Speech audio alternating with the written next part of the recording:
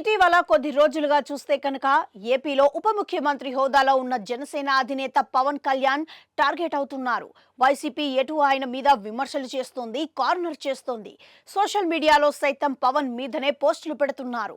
అదేవిధంగా ముఖ్యమంత్రి రేవంత్ రెడ్డితో టాలీవుడ్ పెద్దలు సమావేశమైన సందర్భంగా కూడా బెనిఫిట్ షోల మీద ఏ విధమైన ఉపశమనం లభించలేదు అని ప్రచారం అయితే సాగుతోంది. ఇవన్నీ ఇలా ఉంటే ఏపీలో జగన్ సర్కారు అధికారంలో ఉన్నప్పుడు మా టాలీవుడ్ మీద, సినీ వ్యాపారం మీద మీ పెత్తనం ఏమిటి అని బిగ్ సౌండ్ చేసిన పవన్ కళ్యాణ్ ఇప్పుడు సైలెంట్ గా ఎందుకున్నారని సోషల్ మీడియాతో పాటుగా రాజకీయ విశ్లేషకులు సైతం ప్రశ్నిస్తున్న నేపథ్యం ఉంది. ఇక అల్లు అర్జున్ ఎపిసోడ్ లో కొందరు తెలంగాణ ఎమ్మెల్యేలు ముందుకెళ్లి ఆంధ్ర తెలంగాణ అన్న విభజన కూడా తీసుకొని వచ్చారు.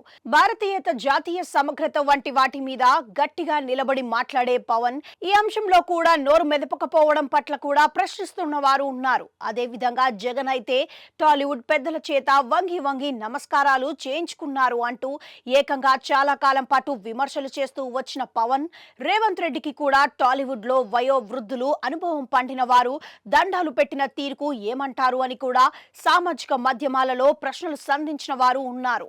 ఇప్పుడు ఏపీలో చూస్తే వైసీపీ పెరిగిన విద్యుత్ ఛార్జీల మీద నిరసనలు చేసింది.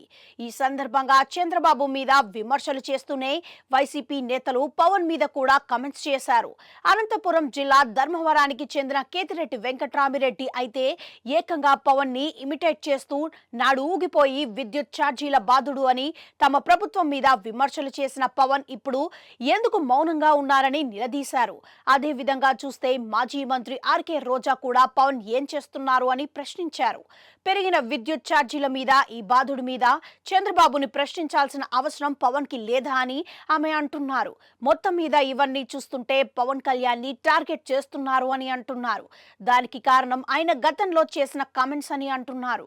జగన్ ప్రభుత్వంలో ఏ చిన్న తప్పు జరిగినా గట్టిగా మాట్లాడిన పవన్ ఇప్పుడు మౌన ముద్ర దాల్చడం ఏంటని పాత వీడియోలను సైతం బయటకు తీసి సోషల్ మీడియాలో ప్రశ్నిస్తున్నారు.